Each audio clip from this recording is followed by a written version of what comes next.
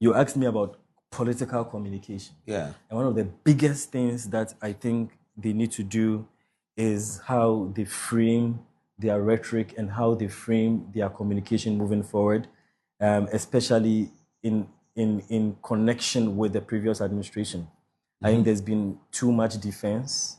At this point, they really have to acknowledge some of the shortcomings of the previous administration. The days of defending it, litigating the issue, I think they have to move from there. You know that in politics, once you are defending, you are losing.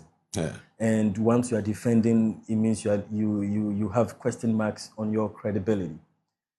It's about time to accept and acknowledge the mistakes of the past. Voters don't expect perfection, but what they expect is honesty, and what they expect is growth.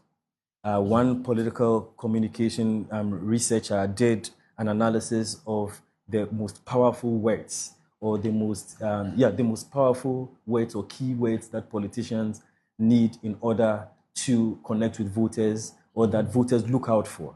And one of it was trust and honesty. Voters just want to see a government that is trustworthy, that is open, and that is transparent.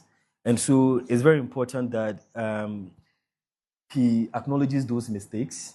He states what he's going to be doing differently when he is elected.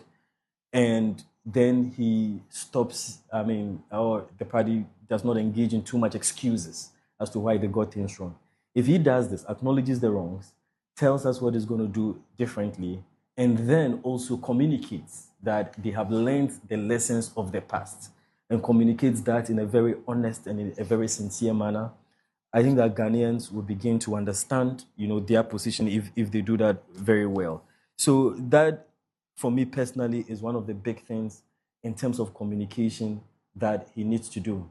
And Paul, he's an economist. Yeah. And he believes a lot in data. He believes a lot in statistics, and he believes a lot in making logical arguments, being very rational, and prosecuting the case and making his case out there.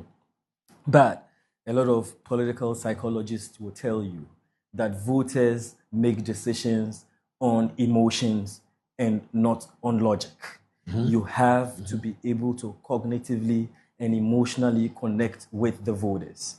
And so, in as much as data is important, as much as statistics is important, I think one of the biggest tasks for Dr. Bawumia is that he has to connect to voters. His team has a role to play in terms of humanizing him.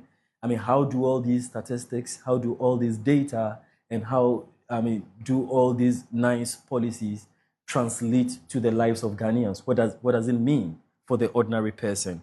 And you can do that. This is where communication plays a role. You can do that by telling stories.